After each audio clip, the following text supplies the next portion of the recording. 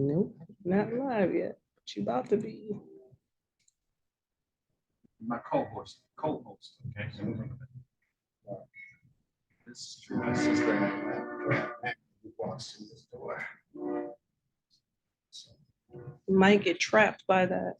By the train, hmm by they long train. You know what? I started tracking them and recording them. And I found out how inconsistent it was. They are not reliable. You can't plan anything by our trains. Go to the landing strip. Oh, truly. I was waiting for the train to Wait for go the by. train, so I just had to go grab me something to drink. I had to go to the bathroom. Or whatever. Are there members of the chamber? I don't know. You are live, fellas. You are live. Ready? You're live. So good evening, everyone. I'm Warren Galloway. I am from Business Triage Systems, and I have to my right, Mr. Lawrence Jackson, who's also from Business Triage Systems. Welcome to the Nest. The Nest powered by Best Practices Consulting Services. Yes. We're excited about tonight's symposium or talk, however you want to call it. I say more of a talk because we're kind of in a casual environment where we have two special guests who will talk about something called cryptocurrency. For me, it's personal. I've been a novice ever since I heard about this kind of currency or investment. And so tonight, I will be asking a lot of questions, not only just for you guys who are in attendance this evening, but also for myself to learn and see, am I ready to get involved with cryptocurrency? So, but I also want to acknowledge Laura Sigmund from Best Practices, who has allowed us to use this beautiful facility here at the Nest in Romulus. So hopefully you get to learn a lot about the cryptocurrency.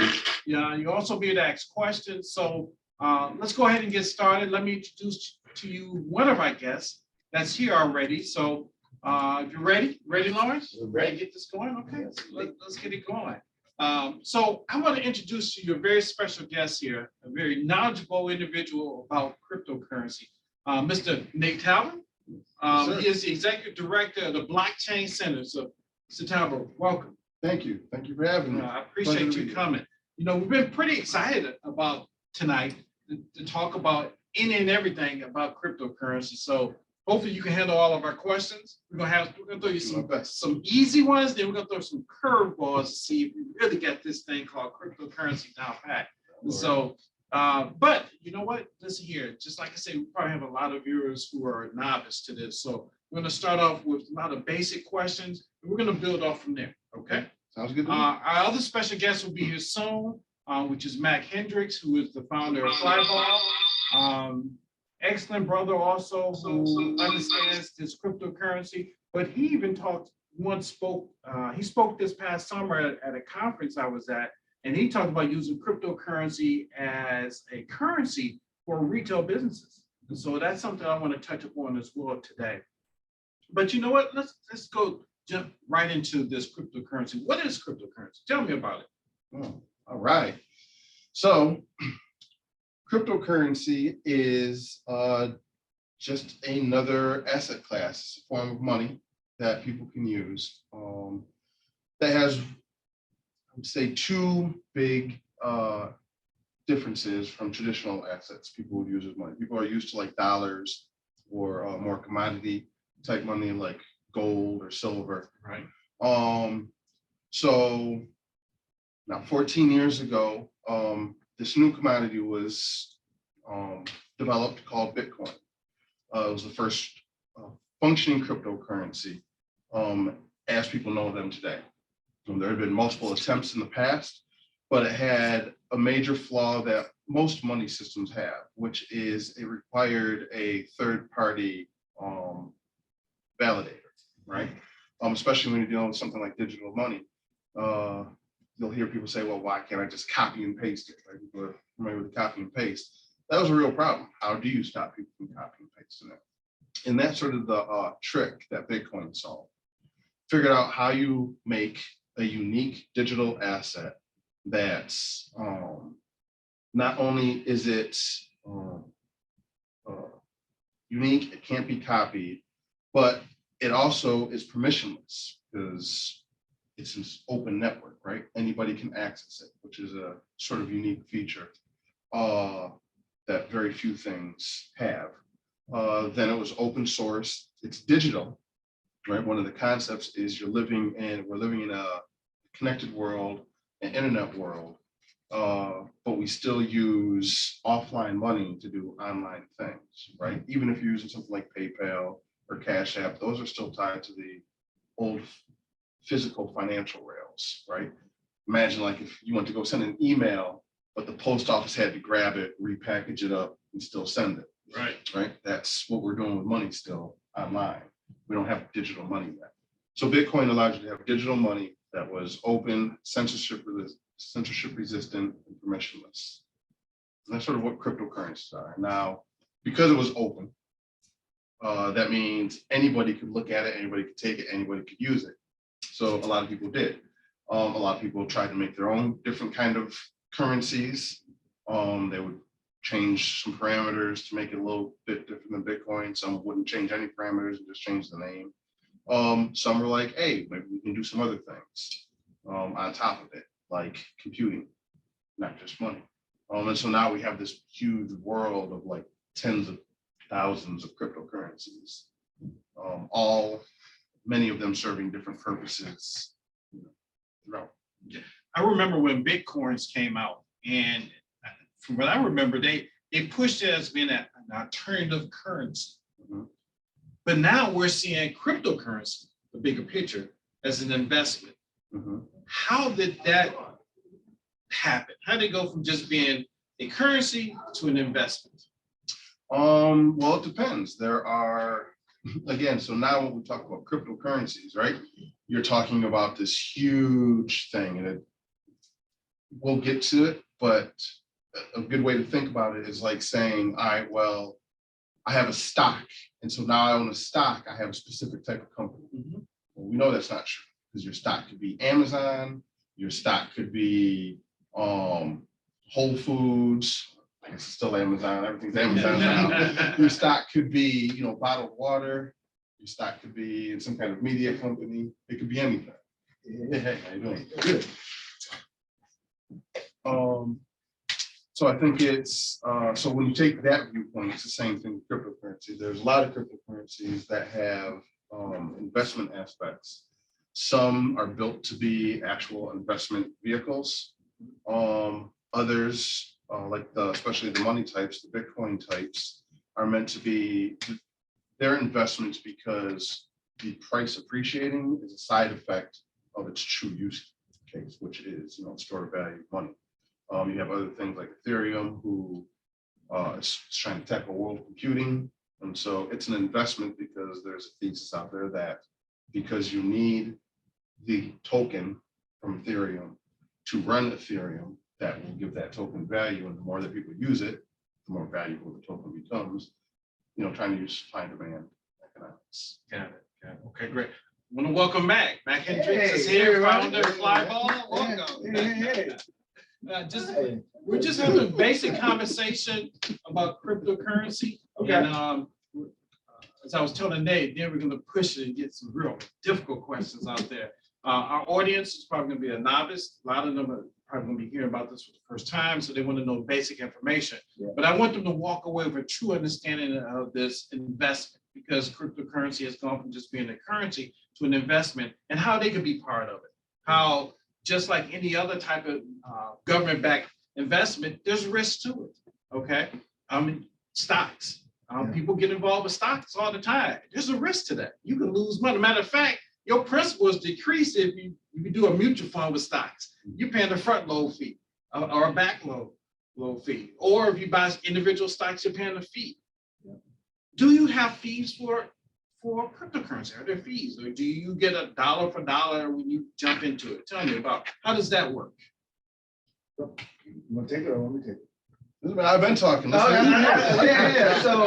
yeah. So there's so different cryptocurrencies kind of handle fees differently. So the ones I deal with mostly, so I love Ethereum because I'm a software developer by trade. Right. So I can actually build stuff with Ethereum and build applications that leverage it. So they have well, it's moving away from this, but originally it was these gas fees. So just like you have to pay, you have to put gas in your car from move from one spot to another, you have to pay gas fees in order for your transactions to complete on Ethereum. Now they're moving to a proof of stake.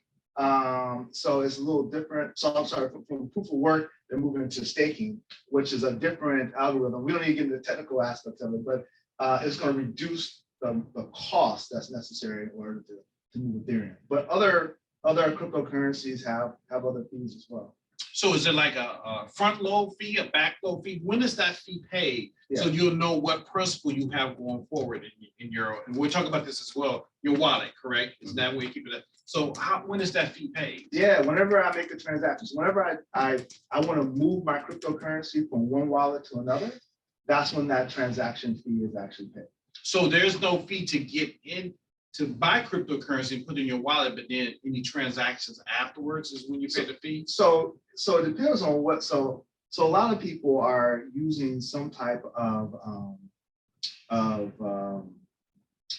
organization like a Coinbase or my favorite now is Robinhood or something to turn your fiat currency into crypto, Yeah. right? So you even when you do that, you're gonna have to pay a fee in order to actually have that transaction completed. So it's all the time. There's a key thing I think that would help unwind a lot of that too, is that when you talk, like brought up Robinhood, Coinbase, or your bank, right? If I want to send Lawrence some money, I'm gonna go someplace. Sure. See me after. I can't, if we're here, I can just take the money out of my pocket and give it to him, right? No fee needed. However, if we're any kind of geographical distance apart, how do I get it to him? Well, you have a lot of connections, right? So I can give it to you, you can give it to somebody else can give it to somebody, and then finally it'll get to Lawrence, and every one of you are taking fees along the way. Right. And so that's sort of the idea of fees we have in our head. Most cryptocurrencies, almost all of them, the concept is a little different. You're not paying your fee to somebody. It's not like a front run, back run fee. You're not paying your fee, you're paying your fee to the network. It's the whole key of cryptocurrency. One of the founding principles of at least an open blockchain and open cryptocurrency is that it's decentralized. There is, we sort of talked about that earlier, there is no central party. I don't need to trust a third party. So really, like in Bitcoin, the only real purpose of the fees serves two purposes. One, same thing is true also with Ethereum, right? It's one, to prevent spam in the network. Because there is no central entity, there is no central person to stop these garbage transactions that might come through. Somebody could write something in Ethereum that could cause a loop. And again, I don't want to get technical, but in programming, you could end up looping, and it'll make your computer crash. Well, if that happened on Ethereum, the whole network would crash, and that would be devastating to the network. So that fee adds a charge for, like you said, every time you send a transaction. It's just sort of like a little insurance policy that somebody's not doing a spam transaction. And then also it provides security for the network, again, because it's decentralized. So anybody can opt in. So what would make you want to opt in and help secure the network if there's no financial incentive there? And so some systems, the original system was called proof of work. I'm sure people have heard of it through media and everything. That's what Bitcoin uses. And in order for you to participate, you can participate. You just have to spend energy to run the network. With Ethereum, now that they've moved to proof of stake, you don't spend energy anymore. You take your Ethereum and you sort of lock it up. And that sort of allows you the privilege of validating blocks and securing the network. So they're both different approaches, but both of them still have the same principle. To prevent spam and to secure the network. Yes, I have a couple of questions. One, what is a fiat currency? Gotcha. That's a good question. And those are always the questions where I get, and I'm like, how can I make this really simple? But I look at fiat currency as being like the currency of whatever country that you're in. I know that's a better lack of little basic terms, but like it's the dollar, right? It's just a basic dollar. It's a basic dollar. Yeah. Well, so- Yeah, I give you this, but I'm not giving these other big ones. Yeah. Okay, so one other thing is that, so you mentioned lock up currency. When I hear that, I'm thinking probably in the old school, somebody's got a cage full of, coins and they lock it up, but I'm sure that's not what you're talking about. Can you guys explain that a little bit further? A lot of people might be familiar with the concept of like a CD, certificate of deposit you get at your bank. Well, what are you doing with a CD? You're going to give them some money and they're going to lock it up. Okay. And they're going to use it for something, but they're going to use it for something else, guaranteeing you that same amount back in an X amount of time with interest. Okay. So in a proof of stake system, it's a very similar concept, but again, you always got to come back to the fact that there is no bank there. So you're putting it into this computer program, smart contract, and it's locking it up and holding it there. And for doing that, you'll make all those transaction fees. You make a percentage, a very small percentage, but can be a significant total sum of all the transactions that happen on the network, just like you would make interest on your CD deposits. That's all locking it up. I love that analogy, being a former banker, now using a CD. Hey, I understand it now. So this has been very, very helpful. But I want to come back to the wallet thing. I pulled my wallet out Yeah. because I keep my currency in here. Mhm. Okay. Let's talk about the wallet. What is the wallet? So people will know where their cryptocurrency is being held. I'll tell you. Yeah, I mean, so for me, I look at it, there's a couple of different wallets. So there's a software-based wallet and there's a kind of a hardware-based wallet, right? I typically don't trust myself, so I don't keep a hardware-based wallet. And also I keep mine typically a lot of cases on an exchange, right? Which I know you're probably gonna look at this totally different, but you're more of a purist. I'm not a purist. You tagged me early.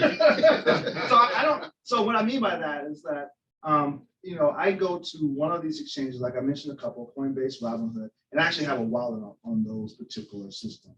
And so what the wallet is used for, very much like your wallet that you have, the physical wallet, I store all of my cryptocurrency inside of that wallet. Right. And remember, cryptocurrency is just bits and bytes. They're just, this is software, right? So I'm just basically transferring my balance into this cryptocurrency, into this wallet. Now, the big thing about these wallets, and I'll let you get to the hardware wallets, is that the difference between the software wallet and the hardware wallet is that the ones that's on exchange in particular, if I forget my password to the wallet, I can actually, most of these exchanges, I can actually go and say, forget my password, very much like you do in any other application. With these hardware wallets, if you lose your password,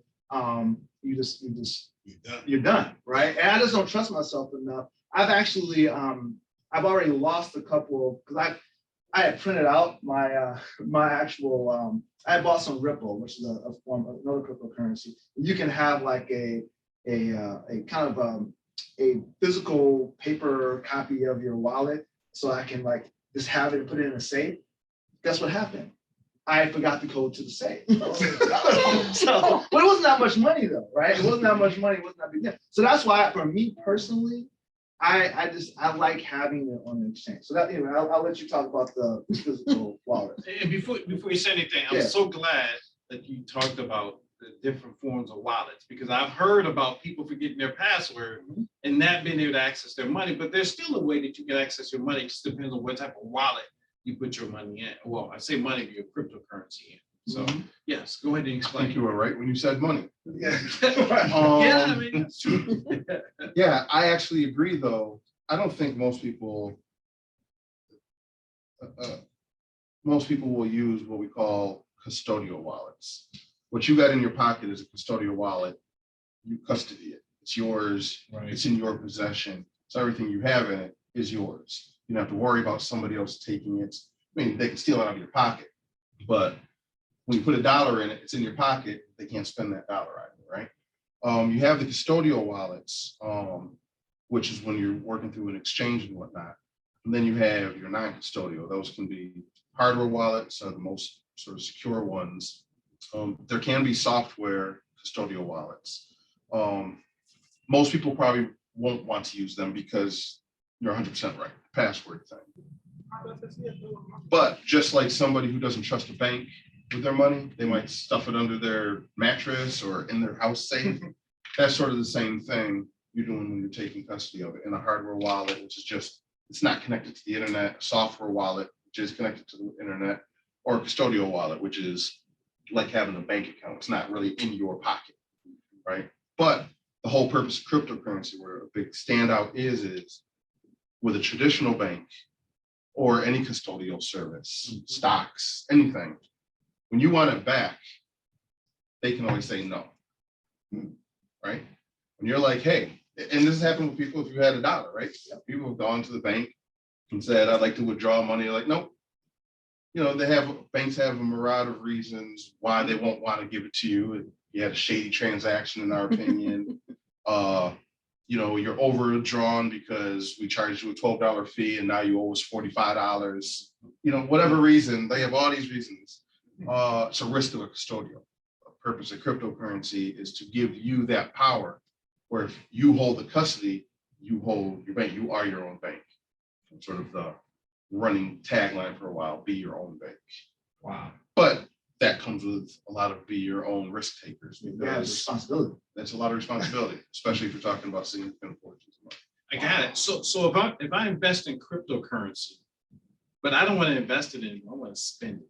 How do I spend cryptocurrency? Can I go to a clothing store and buy me a new suit? Can I say, hey, here's my Cash App, because Cash App now has cryptocurrency there. You take Cash App, I can pay through cryptocurrency. So how do I spend this money for goods and services and other, daily life activities? Yeah, so that's the big thing. And so one of the things I do, I work at Tech Town, right, entrepreneur in residence, and I've been kind of tasked with trying to help businesses kind of start leveraging cryptocurrency for paying for services and also accepting them. And that's the challenge. You hit it right on the head. It's like getting people to get to a point where their systems, like I'm talking about technology systems and then their business processes, can support taking cryptocurrency. The problem is, and the risk is the market, right? Cryptocurrency is highly volatile. So, one of the things I've been working with these small businesses is like, and it's hard until we implement this in technology, is that if cryptocurrency, and this is, by the way, we were doing this before the crash of FTX and everything else happened. Right. Now there's all these other things, right, around crypto, right, getting a bad name and all that good stuff. But my whole thing was like, if you want to sell cryptocurrency, maybe you should look and see where the value of cryptocurrency is for that day. Is it, if it's much lower, maybe this is a good opportunity for you to accept cryptocurrency from patrons. Because obviously if it's high, it can go down. It can still go down. But my point being is that how can you mitigate the risk of losing money? The only way we kind of come up with it was that, accept cryptocurrency when it's a percentage down, whatever that percentage is. You'll have to figure out what that is, what their comfort level is. And when it's not down, you don't accept cryptocurrency. But I hit something very important, Cash App. I'm a big fan. Good friend of mine works at The Block. I think they're doing amazing stuff. I think they're basically, I read this article in Fast Company actually. They are like doing what banks always want to do. They wanted to help I don't know what banks really want to do, the underbanked, right? The underbanked, like everybody uses Cash App as their bank account. Like a lot of people in the neighborhoods, that's what they use as their bank. Cash App allowed you to do direct deposit now. Do that. Yeah. It's amazing. All your banking on that little card, the Cash App.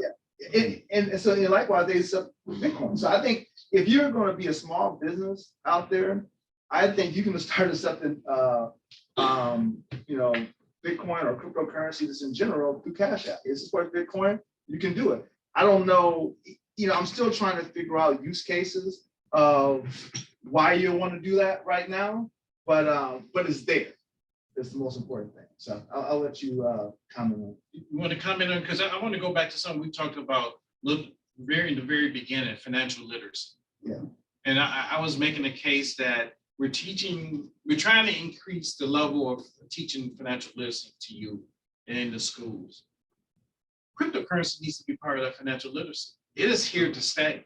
And so what are the two you doing to advocate for this currency and the use, looking at it as a form of money, as a form of being able to purchase goods and services, or as a form of an investment? What are you two doing, or what are you seeing that's out there now that's kind of pushing the needle to bring more confidence to consumers that this is the best way to go versus traditional hard currency? You want to, The, it's primarily what we do in Church Blockchain Center is we do education. We're an educational nonprofit. And while our focus is to drive the adoption of distributed ledgers, blockchains, cryptos, things like that, none of it really happens without financial literacy. So that's a huge piece of everything we offer. We're building out actual curriculums now, professional development courses that go into like the history, what is blockchain, but it's like a 7-module course, 3 modules really go into the history of money. What is money? Because if you don't get money, all of this just sounds like words and phrases getting thrown around. But like when you brought up like, well, what is fiat? A lot of people don't know what fiat is. But if you ask them about the history of money, most people would think that's a majority of the history of money. Government issued money. That's what fiat is, government issued money. That's backed by the government, right? It's only 50 years old. We've been using it since the 70s. We use commodity money from 1970 to the beginning of economics, right? And what people would think, well, we've been doing this forever, right? And so once you start to realize that, you're like, well, why did they change it? And when you start to get into those kind of conversations and dig in on what money is, why we have money in the first place, money is actually debt, right? Those kind of concepts. Then when you start talking about cryptocurrencies, what's the use case? Why as a store should I buy it, accept it? Why is it a good investment? Why is it anything? That is really the answer. It all ties back to your financial literacy piece. And you're correct. There's fluctuation with traditional money as well. I mean, take $1 US and spend it in Canada, you might get $1.10 worth of buying good. Is that the same premise in the crypto community? If I spend it in Canada, can I get more buying power, less buying power? That's what you just said it perfect. It's about buying power. You don't buy Bitcoin. Trade it. Just like if I go to Canada, I don't buy the Canadian dollar. I don't go to Mexico and buy pesos. I don't go to Europe and buy euros. I exchange them. And you're doing the exact same thing. You're just exchanging your US fiat dollar for this other whatever crypto currency that you're swapping for. And yes, it's volatile, maybe compared to what, right? I tell people all the time, if you look over like a 10-year span, they'll say Bitcoin's been volatile. Well, I'll say look at the 10-year span, and what you're really going to see is the dollar's been volatile. The price of Bitcoin hasn't been going up. The price of your purchasing power of the dollar has been dropping. But think about, I said buying power, not in reference to the actual cryptocurrency, but what can I get for that if I decide I do want to purchase a product? Well, yeah, it's the same thing, right? It's Yeah. like, if the question is, if we just take the American dollar and the US dollar, which over the past 20 or so years has been at about 3/4 of exchange, right? $1.75 US cents for a Canadian dollar, about. What you're really saying is, for whichever currency you're using, how much bread can I buy for this currency? You can buy more bread for for US dollar than you could for a Canadian dollar. I get more purchasing power. It's the same thing with gold. Historically, people put their savings in gold because gold beats inflation, at least it used to, because the price goes up. So I have gold, and then when I want to buy something, I can trade my gold for the current exchange rate of dollars, and I get more dollars, but really I'm just preserving my purchasing power. I can buy the same amount of bread for those dollars then. It's all about just hedging your bets, which again, why learning about what money is and what finance is so important. Well, very much so. So for instance, I'm on this call and I'm listening. I'm like, man, I think I want to give this a shot. Where do I start? I mean, literally, where do I start? where's first base at if I want to put some money to cryptocurrency? And I think that's imperative for our public to know that first step. If I need money, I'm gonna get a job and they're gonna get paid. And that's the other thing too. Can you get paid with cryptocurrency? That's a whole nother discussion, but Sure. I want to get the first base first because I want people to understand how they can get cryptocurrency and then grow from there. I believe either Robinhood or Cash App. If you have Cash App, you can go buy Bitcoin today. There's nothing stopping you from doing that. Robinhood's the same way. You can go and purchase certain cryptocurrency stuff.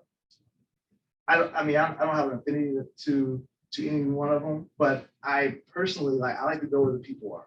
So everybody's on Cash App, you can go get it. I think the bigger question though is is the why, right? It's like for me, I was obviously buying cryptocurrency because I wanted to gain value and become rich and live on an island somewhere. But now that reality has hit, right? I'm not gonna do that.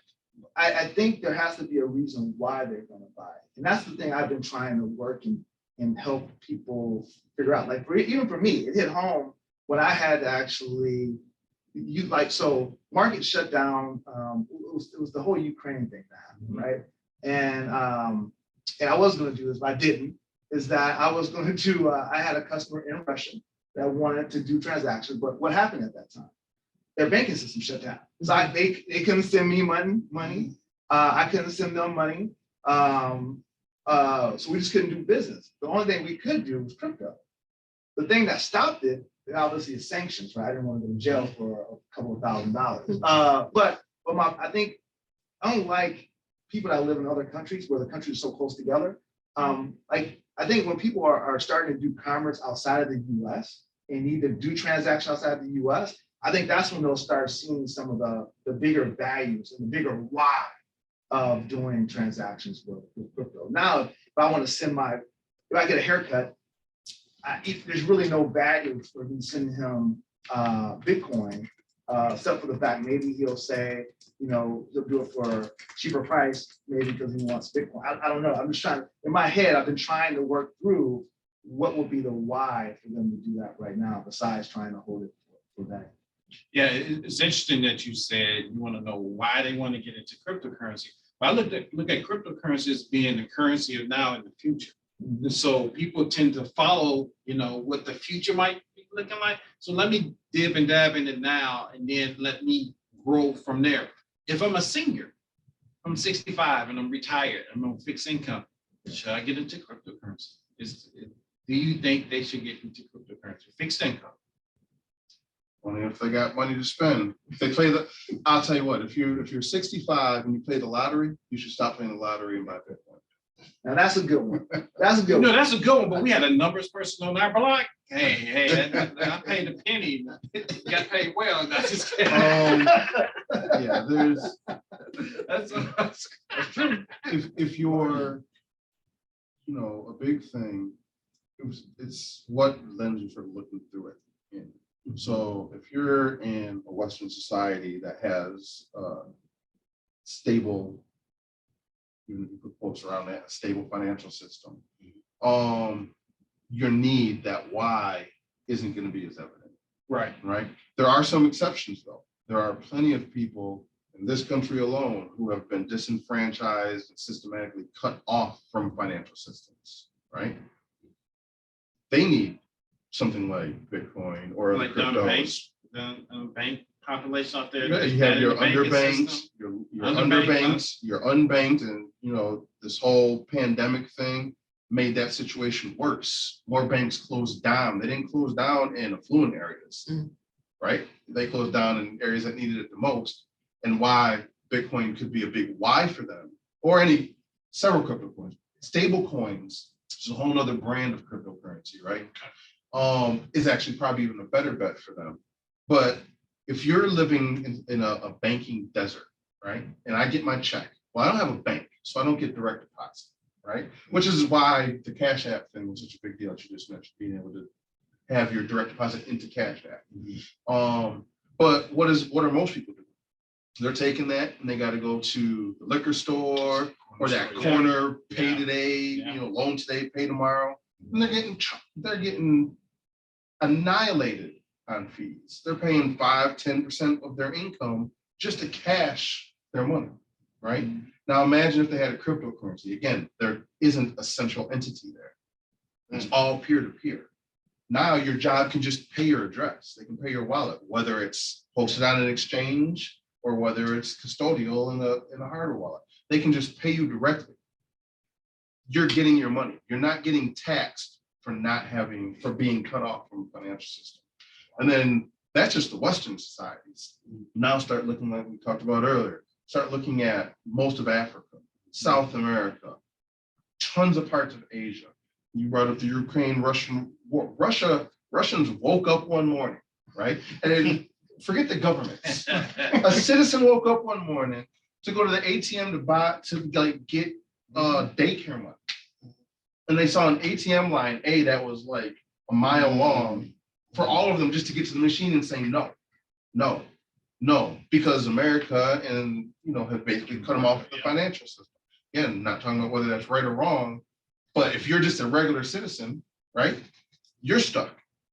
What option do you have? Cryptocurrency is that option. You start looking through that view lens, you start to see the whys a lot more. Exactly. We talked about the unbanked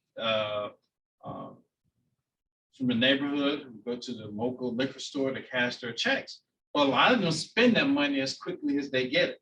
And so Also does true. cryptocurrency allow them to go get some groceries?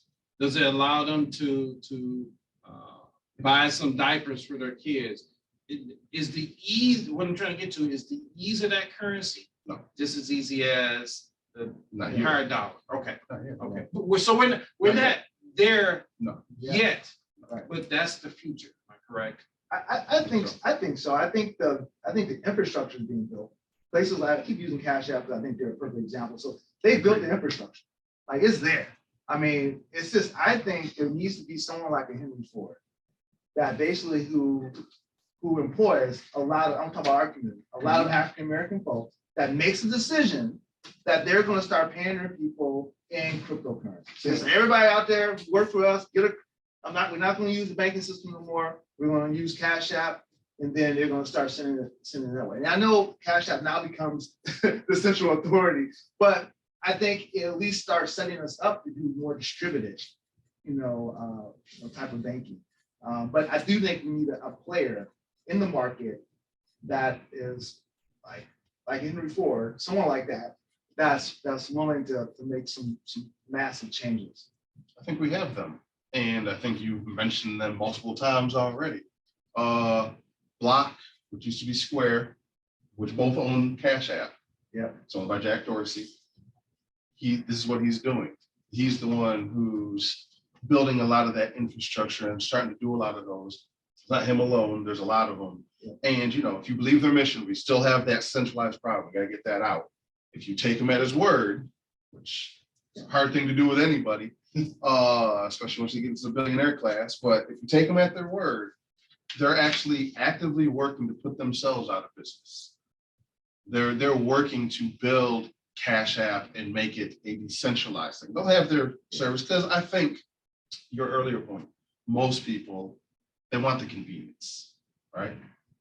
They want the convenience of not having to remember where they stashed all their money and all that. And if they do forget, somebody can help them out. But they're working, Square and a few others are working on answers for that as well. So you don't have to, where you can take custody. They're actively pushing, and Square, Cash App and Square Block aren't the only ones doing it, but I think we have them. But nobody knew about Henry Ford till after he already did what he did. Well, So I didn't know while he was doing it. I think they're building. I think Cash App is yes, you're right. I mean, I think they are kind of Henry Ford, but I'm talking about like, I need an entity. Like, what would be great is Elon Musk, right? Who will say, all right, I'm going to pay all my employees with Cash App. We need some large company that employs a lot of African Americans. I'm thinking still, unfortunately, this is not a bad thing, but we still have a large population of Black folks that are in plants still. And I think if we could, that may be where we would start hitting mainstream. I'm just trying to figure out who will be that institution that would marry with the Cash App to be the institution that would say, hey, we're gonna pay all our people using that platform. I just don't know who that would be. Well, you use some large tech companies. It could be Amazon. If Amazon was to say that we're taking up a cryptocurrency, everybody would convert. Because they're addicted to Amazon right now. I mean, it gotta be the people who get paid. So like, I guess you are at a good point. I guess, Amazon warehouses are now the factories of the Henry Ford day, right? So I don't know the numbers, but I'm assuming there's still a large majority of Black folks. What I'm trying to get at is that I want to see something in the neighborhoods or just in general, middle class African American person, some institution needs to jump on the bandwagon along with Cash App and the company Block and say, we're going to do this and we're going to make some changes. Yeah. One thing he said that I think is also dynamic, you keep bringing up like the investment aspects. The best way to get crypto is to earn it. Demand your paycheck in it. Yeah. If you're an entrepreneur, ask to get paid in it. I ask to get paid in it all the time and give discounts to people, like you mentioned earlier, I'll give you a 20% discount. Pay me in Bitcoin. But if I tell you to pay me in Bitcoin, but then I gotta pay my bills from that pay, and that system hasn't been completely not built out, but come to full fruition. For instance, this is my Cash App card right here. And so if I get a direct deposit on my Cash App and I need to literally go to the store, I want to be able to slide the card and walk away. I'm not asking for money back. I just want to Do that from a sound one more time? They have those though. They have those. So, Like with your Cash App. Like, I don't know if Cash App actually does it, but a lot of the exchanges do it where you can get their own card. Mhm. And then if you accumulate crypto, however you get it, if you have crypto on the exchange, you have this card and you just go spend, and they're going to do the transaction behind the scenes for you. So the store is getting their dollars, but you're spending your crypto. They have that. It's just that, it's just an I'm interface. surprised Cash App doesn't have that actually. I haven't used it like that. I'm surprised you can't accumulate Cash App and then go to the bank with your Cash App. well, you could do it if you use cash, but if you use cryptocurrency, can you do the same? I don't know. That I don't know, because I haven't purchased any cryptocurrency on my Cash App account yet. They may be Test. hesitant because if you go from the more purest aspects, why use it at all at that point? The idea is to get these middlemen out of the picture and allow you and the merchant to transact directly No, I without got it. involving Bank of America, the Treasury Department, everybody else, peer to peer. No, I get it. And they are the purest out of the companies, so that could be a strong reason why they don't do it. So as popular as cryptocurrency has become, are we starting to see traditional financial institutions begin to bring on some facet of cryptocurrency as part of their portfolio of financial services that they're offering? Are we seeing that now? I hadn't heard anything. It just came up in my mind like, man, when are banks getting on board or investment companies? Absolutely. I watch CNBC all the time. And I remember a year and a half back, we get the CEO of Chase. He was like, crypto was like a Jamie, that Jamie Dimon. Yeah, but now you look at what they're doing. I mean, they actually have kind of did a 360, right, or 180 on this whole thing, right, and starting to really start to take crypto as being a serious competitor in the market. I don't know if competitor is the right word, but they're taking it more seriously now. There's two faces, just like banks, two faces, and I'm not even talking in the maniacal ways, right? They have their retail side and they have like their investment side, right? I've been on both sides. Right, I done and so retail you'll know and what went I'm to talking investment before I left. Yeah, so Jamie Dimon still hates crypto. But his clients want it. Yeah. So you want it, I'm gonna get it. It's not a high moral bar there when it comes to money. It's like, you want the money, I'll take the money. But on their actual investment side and on the Federal Reserve and Treasury Department side, they don't want that. One of the things you're talking about, going to the store and using the crypto. Again, history of money type thing. People have to remember the dollar is the world reserve currency. There's not a government issued money on the planet that isn't backed by the US dollar in some shape or form or fashion. closer to get like Russia or China or something. We happen to be at like odds with, right? Yeah. There's a reason for that. You know, what gives the dollar value? You know, they'll say the good faith of the government. What really gives you value is they demand their taxes get paid. As long as you got to pay your taxes in the dollar will have a demand. Businesses, like you were saying, it's not the DTE bill they're worried, it's not their energy bill. I got to pay taxes and the government will only accept this. But we're starting to see even changes on that end. There are cities popping up in this country that are like, maybe we'll take some Bitcoin for taxes. If you want to pay it, we'll take it. Now they're probably just going to convert it to dollars instantly, most of them, but some of them are keeping small reserves. Miami, there's one in outside of St. Louis. There's a few cities popping up who will do these things. So it's really a big dynamic shift happening. Yeah, I'm intrigued by this conversation because the whole purpose behind cryptocurrency is get away from all this regulatory stuff. More and more I see the municipalities and the banks getting involved. That reeks regulatory requirements. And I say that only because I talked about I used to be on the retail side of banking and eventually went to the investment side. When I first started out in banking on the retail side, banks could not sell mutual funds. They couldn't sell stocks directly. They couldn't. Then there was a law that came out called the Gramm-Leach-Bliley Act, but that then allowed banks to be able to directly offer those products, but also allow insurance companies to offer bank products. They allowed investment companies to offer bank products and vice versa for all those industries. So they kind of overlap. That's why I don't say banks, I say financial services or financial industry, because it's bigger than just banks nowadays. Right. Something has to change to allow all these opportunities with the government and these other municipalities to be involved with Bitcoin, because it becomes a risk factor for them as well. So now it's reeking, you gotta have a new Gramm-Leach-Bliley Act to come out to allow municipalities to do that. Well, so regulations serve one purpose, right? Correct. Protect people from other people. That's really all regulations do, right? Yeah. Now, what's the whole purpose of a cryptocurrency? Right? It's to take people out of the equation, allow us to trustlessly interact with each other. When I send you Bitcoin, you don't have to worry about if I really got it or not, because the nature of the system allows you to verify it. You don't need to trust. You can just verify it, see it. It's like, again, if we go to the dollars in your wallet, it's like, I'm going to give you $20. You shouldn't believe me until you open your wallet and be like, there's $20. Right. Right? It was the same thing. No, I hear you. So you take that out. Now, there's always going to be businesses built on top. This isn't going to get rid of business, and now there's no intermediaries for anything. Those intermediaries, you brought up like the FTX is just huge. I'm sure people have heard at least the buzzword FTX these days.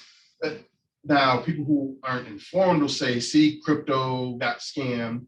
No, that was your traditional financial institution. That's all FTX was. It was US companies, US entities, US citizens playing games. They just happened to use the cryptocurrency asset as their scam. But it was this is institutions, and we need regulations against them. If you're going to build a bank on Bitcoin or Ethereum or whatever, right? Bitcoin doesn't need to be regulated. Bitcoin, there's nobody to protect you from. But any business, the bank that builds on top of it, yes, because they're going to hold your keys, because most people aren't going to want to keep their own crypto. They're going to use the exchange wallet. Those people need to be protected. We need regulations for them. But again, the big shining star, what makes this any different than anything else is that you have the option to opt out of that system without being cut off entirely from the financial system. You can still use the financial system, but you can just choose to do it in a peerless, trustless way. Or you can do a more trusted way, which will probably be more convenient for you. But you can opt out. I cannot opt out of the regular financial system right now because I got to pay taxes and my gas bill. But you gave examples. Dale County or the city of Miami is accepting cryptocurrency for taxes now. That didn't just happen. Whatever they call their city council probably had to approve it. So what if the IRS wants to begin to some cryptocurrency? It would take an act of Congress. to allow them to do it. So what I'm saying is maybe not directly regulating cryptocurrency, but allow cryptocurrency to be accepted by municipalities or government entities. There are probably going to be some regulatory changes that would have to take place. And I think if that does happen, there'll be a tremendous growth of cryptocurrency because now it's being integrated into everyday life now. Yeah, but I think that one's gonna be, that is a tougher nut to crack, I think. That's what I was like. Well, if you got Miami doing it, it's a start. It's Yeah, there. yeah, It's on the radar. It's just not every municipality yet, but people are changing. yeah. It's changing with the times, and the governments, especially the US government, because of just, they are the world reserve currency, they're gonna be the last ones who want to sort of, if they just openly let that happen. What you're saying is, again, what's the only thing that gives a dollar value is that you have to pay taxes in it. If the federal government says they can pay taxes in Bitcoin, then you've just eliminated the use. Why do I need a dollar? So yeah, they're not going to want that to go very easily. It's going to happen here probably last. This here, we've been talking about a lot, but we haven't asked if there were any questions. Are there any Yeah. questions out here? I mean, we've talked, I mean, this has been really awesome. So Yeah, we've been talking. to each are other. there any questions from any of our guests? Any questions? There was a comment that El Salvador has made Bitcoin an official currency. I heard about that. Yeah, I heard about that. Wow. Yep, it's legal tender in El Salvador. I like it. And for a solid reason. They didn't just up and do something. What's their only other legal tender? US dollar. They're a dollarized country because their financial system, like so many, went to ruins. They had to use the dollar. And what did the pandemic show them? See, we had this mass inflation of dollars, right? And again, I'm not speaking pros or cons against doing it, but the only way they could see to get us out of the pandemic was to print a bunch of money out of thin air, because you can do that because it's just made up money, right? For us here, they compensated us and said, here's a $1,200 check. Not enough, here's another 600. Oh, you want another one? Here's another $600. They just started printing money up and gave it back to us. I think I missed that last one. Yeah, well, if you're in El Salvador, though, you didn't get a check. And so if you only had $10,000 of savings, which would probably make you rich in El Salvador, right? If you had $10,000 savings and we just doubled the money supply, which we actually exceeded that, what you would have essentially did was take their $10,000 of purchasing power, turn it into $5,000 of purchasing power. Right? We've like annihilated a lot of these countries. And so they're like, why would I keep playing this game? We need something else. And they're looking at Bitcoin. They can try to play the gold game, but the early 20th century showed us the gold game doesn't work. This is what Russia's whole bank was, right? Russia got into this war because they were like, we got gold in these other countries. We'll get that. We know the US is going to cut us off. Then they called Sweden like, hey, give us our gold. Sweden's like, nah. Yeah, there's these sanctions. We don't want to get cut off. Messing with you. It's your gold. We ain't spending it. We ain't giving it either. So why would El Salvador get back in that game? Bitcoin, though, permissionless. Yeah. So I want to talk about the future. What does the future look like? I mean, we talked about the basics. We talked about how the cryptocurrency is being perceived and accepted in society nowadays. But what does the future look like? Because once again, if I'm going to get involved with this, I want to know what there's a future for this. Is there a future? I think you should take it from the approach of, because you said you're an Ethereum guy, is Ethereum. We talked about the money aspects. Yeah. What else could you do? Oh, yeah, I think, like you heard about NFTs, right? Yeah, I personally think. But could you explain what NFTs are? So, you know, I like to do it in a simple term. We can get all the technical jargon, but it really allows you to be able to, it allows people who actually create it. I'm gonna use art because that's what NFTs really is. I'll use art for an example. Like typically, if you were an artist and you painted some picture and you sold it to somebody, you'll get paid once, right? But with NFTs and using the underlying technology behind it, which is smart contracts, now when that piece of art gets sold a second time, I can specify how much royalties I want to receive. So basically, I'm getting paid in perpetuity, right? Mm. Whenever it gets sold. So that's a mind-blowing thing. Like I can do that. So I think NFTs was an example of what smart contracts can do, right? So just imagine being able right now, when you go close on a house, all the paperwork that's done. You gotta pay the title company is a small portion of it, but it's still the thing that takes a lot of time. What does the title company really do? They go and validate that the property doesn't have any liens, it doesn't have any whatever issues, some back, water bill. I think, one of the use cases could be that now all of our our deeds for our properties could all be on the blockchain, right? So now when I need to go and purchase my house, I still gotta go through some paperwork, but now that piece is now very simple and easy to do. Now it's a track record, right? Because that's what the blockchain is. It's immutable. So now I can have a really traceable record of this particular piece of property over time. So I think that's one example of how you could use the technology. I'm more excited about the technology than it is over the whole monetary aspect. I think we're going to figure that part out.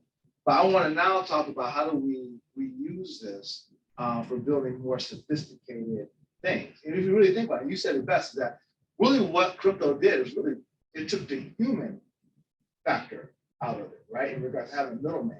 It's automated. What else can we automate? So I don't know what else to be out there, but that's just one example. Okay, go ahead. Okay, real quick, is there a way to you mentioned earlier about the fees? Is that a part of what could be done in the future?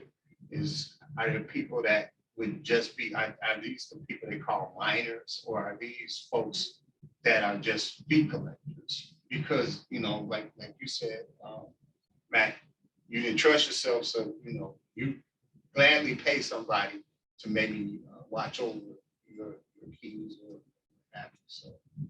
Well, I do it because of convenience, and I don't trust myself. Even me actually having my wallet on one of the exchanges, I still have to pay the fees, right? Whenever I make a transaction, either in or out of my wallet. But I just, this alleviates from using my password. I think the root of your question was around like mining, Is there an entrepreneurial option? yes. So here's the deal. So this is what I think. So I thought that but the thing that kind of I believe in making the world a better place, right? And I think that moving to proof of stake is important for energy aspects. But I think it's because I had in my mind, I was like, a great way to teach the youth about crypto is having them ability to go to a lab and actually do mining, right? And actually set up their own crypto miner and actually see how that works. You really, now that Ethereum is moving to proof of stake, like a lot of the cryptocurrencies are, the cost to get in that game now is much more expensive, right? So if I want to do, I was talking about Ethereum. I think, and I can't remember, I think it's like you need to keep what, is it 11 or 30? 32 ETH. 32 ETH in there. So that's a lot of. It's about $1,300 each right now. Yeah. So let's break this down. Right. Yeah. Explain what mining is, Yes. and then you say 32 ETH. ETH. What is an ETH? Yeah. ETH is, you were talking about Ethereum earlier. Right. So we know Bitcoin is Bitcoin. Yeah. Ethereum uses ETH So versus Bitcoin. so each cryptocurrency has its own kind of terminology, I guess. Is that what I'm hearing? There's Yeah, some you can- industry terminology. Yeah, you got dollars and pesos, right? Yeah. You got Bitcoin and That's all I need Ethereum. to know. I see how you go. Got Yeah. it. Got it. So, but mining, explain that. Lawrence mentioned, you talked about it, but Yeah. let's, for those who just don't know. Yeah, so whenever you do a transaction on the blockchain, there's a set of people that actually are running miners. And these miners is pieces of software, very sophisticated pieces of software and very powerful CPU, so very powerful computers. Okay. And every time a transaction happens, it does a very sophisticated mathematical transaction to validate that particular transaction is unique. and then it adds it to the actual blockchain. I mean, there's more to it than that, but that's really what mining is. So you need very powerful computers to do it, which means it takes a lot of energy. But the thing is that the cost of getting that was, and I guess if you look at it, ETH was a lot more a while ago when this first happened. It was like $3,000 when we started talking about staking. That's when I really got worried. But if you really look at it, no, still getting a machine is cheaper still. So like, so which, in order to start mining before, you still can do it now. We haven't moved all the way there, but no, I don't think you can anymore. I think we're done now. Ethereum is totally proof of stake. Proof of stake now, so it sucks. But people were actually buying machines and were able to jump onto this this whole new way of generating cash by mining blockchain. So now you just cut out a whole bunch of people that were making a living. Now it got more sophisticated, harder to do because a number of reasons, but there's just so many transactions. But I just thought it was a good way to teach the youth about it. Really is the problem. The other thing with mining and staking, they secure the network, right? Thing about mining is not only is it a good way to teach youth about some basic things, if you're interested in moving towards cleaner energy, mining is the absolute one of the best ways, especially if you're doing Bitcoin mining. There's economics that, again, in scope for this. So there's a lot of economic arguments you can have around the board, but ideally you only want one blockchain using proof of work. There's, again, another thing we can get into the whys of that. So when Ethereum left proof of work, really, like now 99% of all mining happens on Bitcoin. Now, the power that gives is if you want to move towards greener energy, right? If you live in the Southeast Michigan area, if you've ever gone up or down 75, right? You get to Southwest Detroit, and we have all these mining, these oil refineries. And when you drive through, you just see torches, right? Well, they're just burning the emissions, the oil they can't use. Right. Well, that's what's causing global warming, right? Yeah. So now imagine you incentivize these companies, these marathons, and everybody else to set up Bitcoin miners, because all they're doing is burning energy. So now instead of burning the energy, use that energy to mine Bitcoin, secure that network. They're going to earn Bitcoin for doing it, right? The companies are. Now that energy, instead of going to the atmosphere, is getting converted into a much better emission by using it for mining your Bitcoin miner, and you've just reduced your total CO2 emissions. Or you need to incentivize, again, dam infrastructure, right? You want to build dams so you have hydropower, much cleaner energy. Who's paying for that? We can raise your taxes. Or you can take a Bitcoin miner and place them into the dams and let the natural process of just running water that's generating power, let that be Bitcoin mining. Now your county, state, whoever's setting up, whatever land that's on, now that's paying for the dam, and once the dam's paid for, it's going into profits without raising your taxes.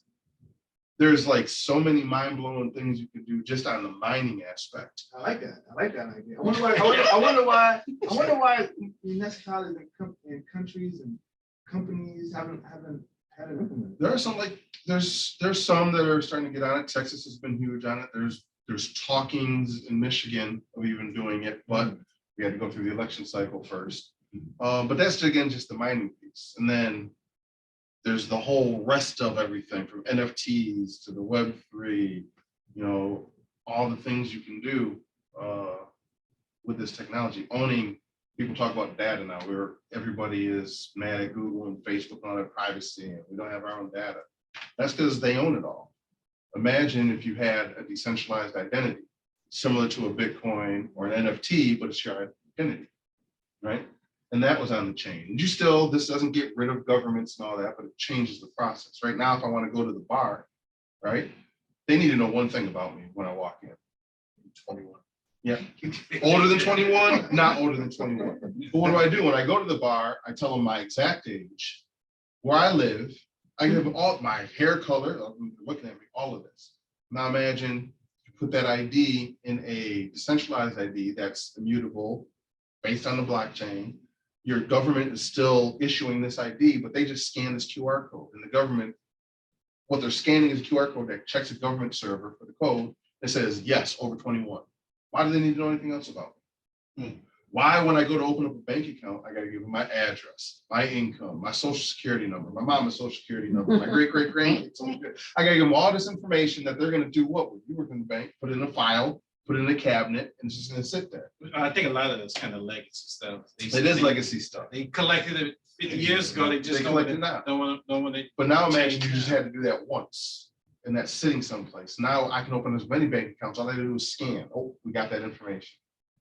Now I don't have honeypots of data sitting out there. People aren't looking at every single bank and every single Cash App and PayPal as honeypots for your data. Think of all the security breaches we've had. That's because you got to you got an Amazon account. You got to give Amazon all your information. You got credit cards, you got to give them all your information. Imagine you didn't have to give them all any of your information. They could get the stuff they knew in a way you controlled it. Hospital records. You get sick, you go from one hospital to another hospital. What do you got to do? Yeah. Call the hospital and ask them for your own health records. Yeah. Imagine if you owned your health records. I always felt like, you guys ever use Clear at the airport? Yeah. I my really wife's like saying that. Clear because like it uses my eyes, so it uniquely knows who I am, but only if it can be connected to a blockchain. Do all the things you just talked about, right? Basically it becomes, GDPR, right? Enabled for the blockchain. So for those on the GDPR, but it's just the mechanisms of security data typically used in the UK. But you know what I'm saying? If you combine those two together, so you have an immutable record on the blockchain, and now you have something. You talked about a QR code. Problem with QR codes, as you know, you can copy those voice for someone. But imagine if you go into that same example you said, you go into the bar, you just scan my eyes, and the bar only has permission to look up one piece of information on my record, which is my address. Could that be used for voting as well? I think used for a lot of use cases. Yeah, I think It'll still be challenged. So Yeah. just saying, it'll still be challenged. We actually have a couple questions. Okay, cool. So you want to give us the first question? The first question is cryptocurrency the best form of currency for global expansion? Who's expanding globally? I'm assuming it's a retailer who's trying to sell a product. So if you have a sound, again, the whole purpose of a cryptocurrency, and you can have debates over they should have many or should have one, but if you have an asset that's not controlled by a government and organization, you don't have a dollar-backed dollar, you don't have a Facebook buck. It's just an open resource everybody has access to. Yeah, that's absolutely the best thing because everybody has access to it. You don't have to worry about different monies in different countries and different regimes with different everything else. Government was not always in the money making business. They've always been in the money regulating business. They've always taken your money from you. But them actually being in the mix of making money is really, really new. It's if you're 60, you're older than government making money. So my thing is this: if you already have a website, I would say using something like WordPress, I would go integrate it and add the ability for people to be able to buy your product with crypto. Because you don't know until you try it, right? Like for me, I had a customer in Brazil and I sent them an invoice and they paid the invoice, but they held like 20%. Right. And I'm like, this is totally absurd to me. I was like, this is crazy. So they held 20% because based on their laws, they have to hold the taxes that I would pay on my behalf. So I never had that before. But if they were paying in crypto, now maybe there are some laws in Brazil that would prevent that. Maybe they'll still have to follow those rules because there's some law there. But I would personally want to use, if it was my choice, I would have been like, hey, pay me in crypto versus that. If I would have knew they were going to hold 20% of our money. I know we have to pay taxes anyway, but I'd rather hold my own money. So it depends on where you're doing business at, right? And if it makes sense for you to do it. Fraud too. Stops there's a lot of businesses. Amazon is just the regular write-off. They'd rather just see you keep the product, right? Because they're used to people just stealing the stuff. Yeah. If you own a small business and you have a website scenario, you probably have the idea where somebody's paid you, wait till they got the UPS shipping thing, and then made a claim against the charge. I didn't buy that. They get the product and PayPal and these money issues, they're always gonna take the customer side. So they just take your money and boom, so you're out of product and out of money, right? That doesn't happen when you can use peer-to-peer payments. Once you have the money, you send the product, that's yours. Your return policy is your return policy. And then you have regulations in place in case you as a business try to extort the customer, right? Don't want to send the product or whatever. So we're not getting away from any regulations, basically. So when you add layers on, yeah, regulations will be there. It's just what are they regulating and is there always a need for it? Right now, there's no opt-out. No, got it. Let's We've get to got- the second question. We've got 2 more questions. Okay. So the next question is, I think Nate mentioned this earlier. How do you sort of like toggle on and off when you should accept cryptocurrency based on the fluctuation, that fluctuation piece? How do you address that? You have software, like you can go, I'm not endorsing any specific product, so research it. But like Coinbase does have a service for retailers. You don't have to be a large retailer, you can be a small independent. And basically you go on their thing and you set it up just like what you said. And when a customer comes, they'll say, do you want to pay with cash? Or you want to pay with like your card? Do you want to pay with your crypto? Which crypto? And so the customer has a choice. And then on the back end, what you'll have the choice of doing is at any point in time, it's like a little slider. You'd be like, I want all dollars. So they accept Bitcoin, they take Bitcoin, but they're getting dollars. Or you might say 50-50. And what Coinbase will, because it's already an exchange, they take the customer's crypto, they'll convert half of it to dollars and give you the dollars, and keep the other half as crypto and send it to you, and you can play that, fluctuation balance. Before I get to this next one, let me ask Mac then. So based on that utility, Yeah. Mac, have you seen people who are using that as a collection method? Like, what's the response from a customer today? You do, tomorrow you don't, yesterday you did, now you Yeah, won't. yeah. What does that look like? You know what? So the retailers I'm dealing with, they're smaller retailers. And they haven't really got I haven't got any feedback on it because usually it was a test anyway, right? Mhm. So customers knew they knew there was gonna be, one day it may be there, one day it may not. So I don't have enough data to kind of tell you if the customer got upset or anything like that at this point.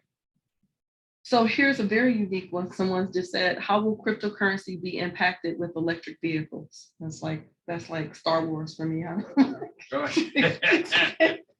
Yeah, there's a lot of directly nothing, right? Because electric vehicles, there's vehicles, but there's a lot of things from municipality incentives to get people to do more electric vehicles, down to autonomous vehicles using blockchain based, those digital IDs we were talking about. Digital IDs just aren't for people, right? They're also can be for vehicles. What is your VIN? Right? Your VIN number on your car is just an identity, unique identifier for that car. So you got autonomous vehicles, right? When they're driving down the street and all is good and your car wants to turn left and it's going to communicate to the other car and the car is going to say, all right, I'll slow down so you can turn left. How does your car know that's really that car talking and not some hacker on a building who's just looking to cause havoc? Wow. But if you had this decentralized identity, right? Where that VIN number is stored on a blockchain. And again, I won't get technical here, but there's this thing called signature. The whole thing works off these signatures, these digital signatures. I send you Bitcoin, the network won't let me send you Bitcoin unless I sign it. And only I, because I have my password, only I can sign it. It will know if anybody else tries to forge it. So now imagine all those cars with that. And my car wants to turn left. And this car says, all right, go. It's going to check that digital signature that's immutable on a blockchain and say, all right, that really came from this car. I'll turn left and it's safe, right? And specifically about electronic vehicles, if you wanted to incentivize, you have a city who accepts crypto for taxes, right? So let's say they gave tax incentives because they have all these EV charging stations. Hey, if you pull up and use this EV charging station by plugging in, that's of course gonna allow data to flow. And we're gonna see that this VIN with that centralized ID, right, for your car, we're gonna see that your car that's registered to you is using an electronic vehicle, and to incentivize you for that, we'll give you X amount of discount on taxes. Or whatever. Miami has Citicoin, right? They have their own little cryptocurrency thing sort of built on top of Bitcoin. They can do the same thing. It can be like, we'll incentivize you by giving you Miami coin for charging or discounts. They can do a whole lot of things. You know, actually that scares me because I go in and charge my car and they're looking at tickets, warrants, looking at everything. Well, I mean, again, I'm just that's saying, not no, cryptocurrency, but yeah, that is something to think about. No, I'm just thinking that, you know, part of the cryptocurrency is that I don't want you Right. looking into my personal. Yeah, privacy is my important. privacy is important. Is there another question? Because I want to, no. One of the things I want to know, once again, we talk about accepting cryptocurrency as part of your payroll, accepting in retail stores. Retail stores in Michigan, 6% Right. sales tax. Payroll, I got to take FICA, state tax, child support for some people. So once again, so what does that mean for cryptocurrency? I mean, You But- still but- live, but- you but- still but- live in the but- government you live Yeah. in. And Same they're gonna- rules. this is Payroll true, apply. but I'm not gonna know about this transaction someone paid for with cryptocurrency. But the government wants to know because I'm not getting 6% sales tax. The state of Michigan is. They're gonna want to know. So you're saying that, They do know. how do you do your accounting and everything to show that I accepted this much cash for my products, this much cryptocurrency for my product? Because that 6% sales tax still got to be paid. A large misconception is that cryptocurrencies are private. They are not. Now, there are some privacy coins, but you run into a whole different set of problems here. An overwhelming majority and the most popular of crypto currencies are, they're, you said earlier, it's open, it's public, it's transparent. You don't, it's trustless because you can just look. I can't just look at Chase Bank's ledger and see who they've paid to make sure they really have the money. You can do that with Bitcoin, you can do that with Ethereum, you can do that with most major cryptocurrencies. That's one of the power of it. So governments do that. The IRS knows exactly how much crypto, especially if you're buying and selling using an exchange, Yeah, the absolutely. exchange reports. Yep. They hire these complicated places that analyze the blockchain, which is just a big database, just a time ledger, right? So they're looking at it and looking for correspondence and looking for probabilities, and they're going to see if you're cheating on your taxes. Then they're going to make privacy coins illegal before they let them skip through, not to mention the other issues that you have with the idea of privacy coins. And that hasn't been solved. How do you have a public ledger with private transactions like you can with dollars? They haven't figured that problem out yet. And then the government has the same problem they have with dollars. How do you know when you're paying cash, this is what you have, this is what Washington. So you just blew away my perception. I thought there were all these billionaires and millionaires in cryptocurrency. money, You know, right. nobody knows about it because the government doesn't know. You're saying, You can make it, You can hide. you can hide just like you can with cash. but why can I hide? Why can I be in a trusted system that won't tell anybody?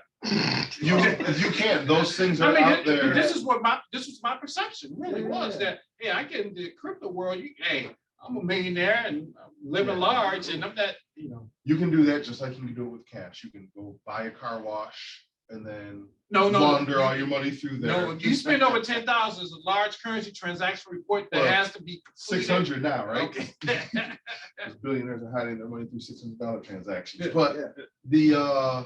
no, there's ways to hide it. I'm not But the trying to hide it. idea- I just blew away my perception of this Yeah, crypto world that if I it's jump in not it, transparent. nobody will know what I'm it's doing not, unless I tell It's them. not private, Okay. it's very transparent. Okay. People are governments will see, and you should definitely keep following the laws and then advocate through your representatives to change the laws so you don't have to hide it. That's a big deal. But here was the misconception too. I want to make sure your audience understands this, is that there's no one blockchain. I think that's the one thing that people get a misconception. There's multiple blockchains. right? Mhm. So every cryptocurrency, mostly have their own blockchain, right? So I think that's the one thing that people sometimes think that this blockchain is this thing that's just sitting out there and it's like universal, but it's just multiple blockchains. So just want people to know. No, it's great.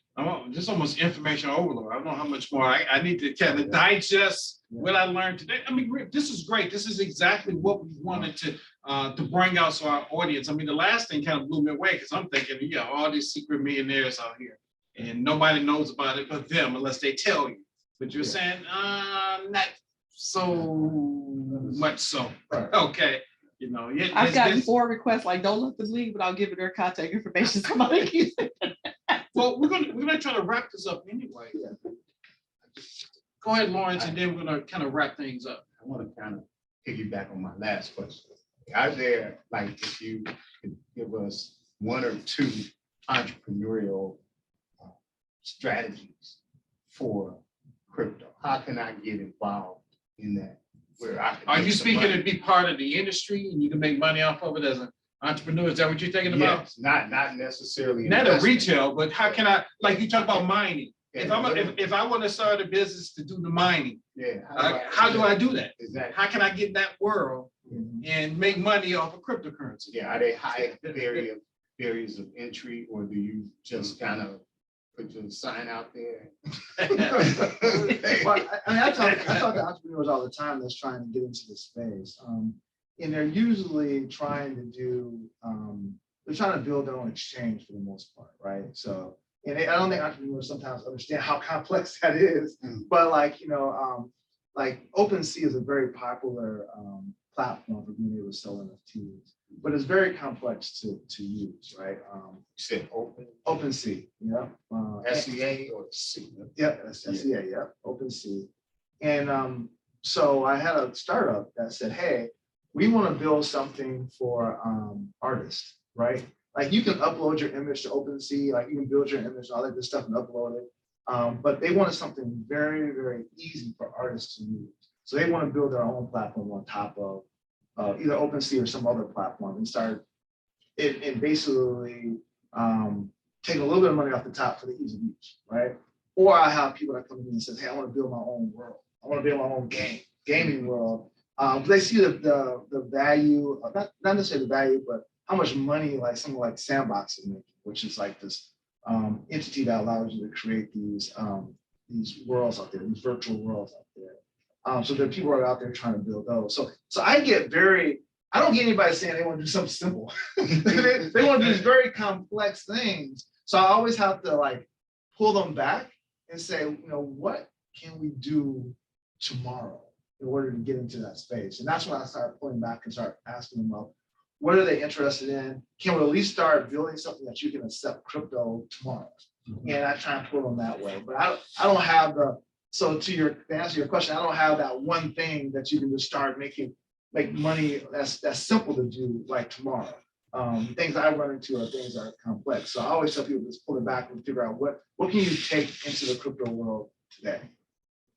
So I have a question for you. Sure. The gaming industry, Yeah. casinos, Mm. are any of them beginning to accept cryptocurrency, betting and things of that such? I don't know. We don't have enough time to get deep, but I'll just give you a really quick taster. He started talking about Sandbox, which is like the metaverse. People have heard the metaverse. I think Facebook and Mark Zuckerberg, that is not the metaverse, first of all. The real metaverse and the potential, the metaverse isn't going into a computer. That's one option if you want to sort of live that virtual world thing. But the metaverse is really being able to take your digital assets and bring them out to the real world, right? And being able to interact with them. So now, that being said, there are metaverses, there are casinos in the metaverse, and you talk about how to get money. There were people who are working for casinos in the metaverse, and they would show up to work in the metaverse, go to a casino, show people how to play the games. They would get paid in cryptocurrency. The casino was the first actual business. Not to mention one of the first use cases for Bitcoin with online gambling, with poker and all that. So yeah, there's a whole world. Sort of to answer your thing, I'll tell any business, if you're looking to build into a business, either take the approach of user it's called UX, user experience. It sucks in this whole thing. We're not ready. We're really early in that regard. So if you think you have a good idea to make things easier, build that. That will take off. And then get into Web3, which consists of the metaverse and some of the things we talked about today, all of Web3. Bitcoiners will call it Web5. It's still the same concept. It's learn that, build there, and it's wide open. This is the frontier. Yeah, you hit on something real quick, and I know we got to wrap it up, but I did have another entrepreneur they built the business on building Web3 worlds. So basically, Horizon World is the metaverse's world. So they actually became a I don't know what to call a partner in that or a vendor. So they actually take companies in the real world and build out their world inside of Horizon World. So that's a good business as well, right? So it's really, you really think about back in the day, everybody wanted to be a web developer, right? So now this is the next generation. I can help companies build their Web3 presence. So that's maybe more of something people can touch quicker. You know what I mean? Okay. We have less than 5 minutes left. So I want to do something that's unique. The last thing we're going to do is have both of you give your contact information to our audience so they know how to reach out to you if they need to. But I want each one of you to take 1 minute and tell me when we're not in the room and you experts are together and you're talking about cryptocurrency, what are we talking about? What are you talking about? I mean, stuff that's probably going to be over our head, but you know what? I just want to hear the conversation because you can't be talking about this low level stuff that we've been inquiring about. You have to be talking about something that's cutting edge, innovative, the future. So I'm gonna start with you, Matt. So for me, I don't. I think you're more of a purist than I do. So I don't sit in the, what can I predict in the Web3 world today? I'm usually trying to figure out how can I apply it. So I'm usually trying to, like, I'm part of a few different crypto groups, and quite honestly, a lot of the ones I'm a part of, we're always talking about the issues in the crypto world. My last talk was around 3 Arrow. 3 Arrow Capital, and talking about how they were able to game the market. And it's just intriguing to me how people are using old tactics in order to manipulate this new world technology. So I always look at that. So I'm more interested in maybe the security of the blockchain and cryptocurrency and things of that nature than looking on what can I do with it. Because for me, I'm always concerned because every time something happens, a bleep happens in the market, I lose money. So I'm always trying, my value of my cryptocurrency goes down because you lose trust, so people start pulling their money out. So I'm always looking at what else can we be doing to shore up the network. My whole driving mission really is how money is good. How can we change lives? That's my catchphrase I always use. I tell people, I've been telling them for years, come for the riches, stay for the revolution. There's so much more to this than the price. And once you start to see that, whether you're building businesses, looking to get free, it's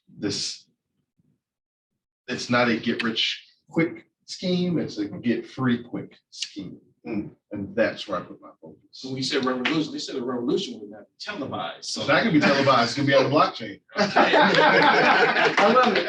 That was a good one. So listen here, this has been wonderful. I'm hoping that maybe we can do something like this again and take it up a notch. Because we're going to use this as a stepping stone. Let's introduce cryptocurrency. Let's have some basic conversation, and let us into your heads once again. I know when you talk, both of you talk about what you really do when you're talking to other folks, but I know there has to be some deeper conversation, some innovative, cutting edge stuff that we know nothing about, don't understand, and not ready to hear about. And so maybe next time we have a conversation, we can go that deep into the cryptocurrency. I want to thank our guests who asked questions this evening of our panelists. But why don't you go ahead first, Mac, and then Nate, your contact information, your organization, your full name again for those who came on afterwards, and then we'll in this tonight? Yeah, my name is Mac Hendricks, and you can find me at mac@goflyball.com. So it's mac@goflyball.com. Nate Talbot, you see, it's the easiest ways. Probably, I'm not on social media much. Quickest way to find me is probably on LinkedIn. I'm usually the first. If you just type in Nate Talbot, I'm usually the first one that pops up. Or we do run a podcast where we do similar things, talk about this every other Sunday. Next one's this Sunday. You can, and we take live call-ins, so you can call in, ask and all that. So that's The Blockument. It's like the document, a block instead of doc. Theblockument.com, and you can get in touch with us and everything through there, or Detroit Blockchain Center. Google that. You'll find me there too.